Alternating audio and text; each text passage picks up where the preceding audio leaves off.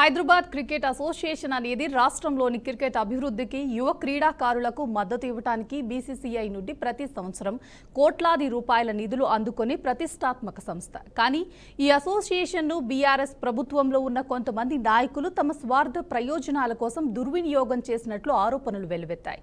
హెచ్సీఏలో కీలక పదవులను తమ అనుచరులకు కట్టబెట్టి కాంట్రాక్టర్లు బంధువులకు అప్పగించి నిధులు దోపిడీకి పాల్పడ్డారు.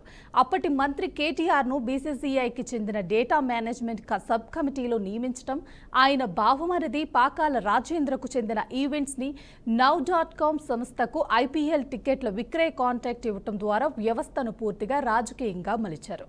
ఈ కాంట్రాక్ట్ ద్వారా సంస్థ పన్నుల బకాయిలను ప్రభుత్వమే భరించేలా మార్పులు చేశారు. ఈ వ్యవహారం హైదరాబాద్ క్రికెట్ పరిపాలనపై తీవ్ర మచ్చ వేసింది. 2015 నుండి హెచ్సీఏ ప్రతి సంవత్సరం ఆడిట్ రిపోర్ట్లను కాపీ పేస్ట్ చేస్తూ అందించింది. ఆడిటర్లు అభ్యంతరాలు తెలిపినప్పటికీ వాటిని పక్కన పెట్టి అదే పాత రిపోర్ట్లని సమర్థిస్తూ మోసం చేశారు.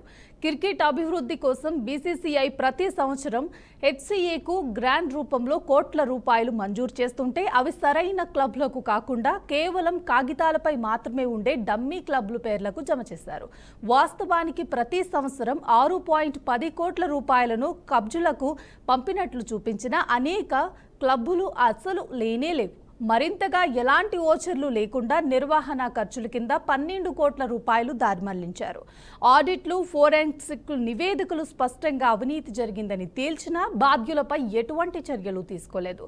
ఇది నిర్వాహకుల, అధికారుల పరిపాలనలో గౌరవం కోల్పోయిన తీరుకు నిదర్శనం. ఇదే అంశానికి సంబంధించి పూర్తి సమాచారాన్ని మా ప్రతినిధి శ్రీనివాస్ అందిస్తారు లైవ్ లో. హైదరాబాద్ క్రికెట్ అసోసియేషన్ గతంలో కొంతకాలంగా అవినీతి ఆరోపణలు అయితే ఎదుర్కొంటున్నటువంటి పరిస్థితి. దానికి సంబంధించినటువంటి అజారుద్దీన్ క్రికెట్ కెప్టెన్ హైదరాబాద్ లోని పెద్ద ఎత్తున జాతీయ స్థాయిలోని ఒక పేరు పొందినటువంటి హైదరాబాద్ క్రికెట్ అసోసియేషన్. దీనికి సంబంధించి చూసినట్లయితే గత పాలకులు చేసినటువంటి అవినీతి ఆరోపణలు ఒక్కొక్కటిగా వెలుగులోకి వచ్చినటువంటి పరిస్థితి. గత 9 సంవత్సరాలుగా జరిగినటువంటి హెచ్సీఏ సంబంధించినటువంటి హైదరాబాద్ క్రికెట్ అసోసియేషన్ సంబంధించిన పాలకవర్గంలో కానీ దానికి సంబంధించిన విషయాలు ఇప్పటికే అవినీతి ఆరోపణలు కూరుకుపోయారనేది ఒక నివేదిక కూడా సమర్పించారు.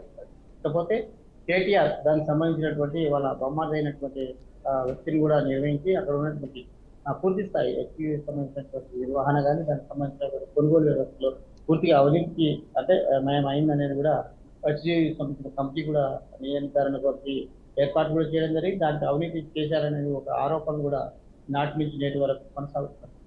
ఈ హెచ్సీఏ సంబంధించినటువంటి క్రికెట్ అసోసియేషన్ ఏర్పడినప్పటి నుంచి హైదరాబాద్ కేంద్రంగా తెలంగాణ ఉమ్మడి ఆంధ్రప్రదేశ్లో కావచ్చు, తెలంగాణ వ్యాప్తంగా జరుగుతున్నటువంటి హైదరాబాద్ క్రికెట్ అసోసియేషన్ సంబంధించి అజారుద్దీన్ అనేక మంది క్రికెట్ క్రీడాకారులు కూడా పెద్ద ఎత్తున జాతీయ స్థాయిలో పాల్గొన్నారు. దానికి సంబంధించి ఒక ప్రాముఖ్యత కూడా చోటు చేసుకున్నట్టు ఇలాంటి విషయాలలోని ప్రధానంగా చూసుకున్నట్లయితే తెలంగాణ సంబంధించినటువంటి పరిపాలన విభాగంలో జరిగినటువంటి స్కామ్లోని కేటీఆర్ దానికి కీలక బాధ్యత వహించలేదు. దానికి సంబంధించినటువంటి బంధుత్వాలు అందులోని అంటే మెంబర్గా చేర్చి అక్కడ ఉన్నటువంటి అంటే అవినీతికి కీలకంగా భూమిక పోషించాడనేదే ఈ క్రికెట్ అసోసియేషన్ ఆధ్వర్యంలో జరిగినటువంటి నివేదికలోని కీలక అంశంగా భావించుకో.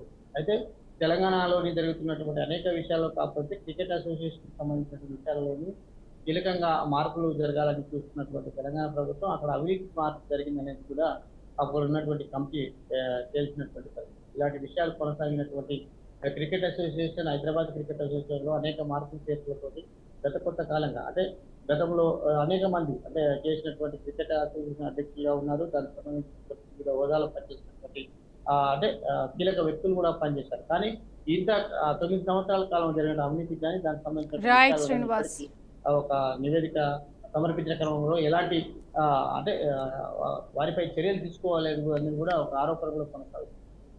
హైదరాబాద్ క్రికెట్ అసోసియేషన్ ఉన్న పేరుని పెద్ద ఎత్తున దేశవ్యాప్తంగా ఉన్నటువంటి పేరుని కొంత ఇబ్బందికరంగానూ అవినీతి పాల్పడ్డదనేది కూడా చర్చ జరుగుతుంది. ఇది తెలంగాణలోని పెద్ద ఎత్తున చర్చ కూడా జరుగుతున్నటువంటి పరిస్థితి ప్రస్తుతం ఉన్నటువంటి కార్యక్రమం.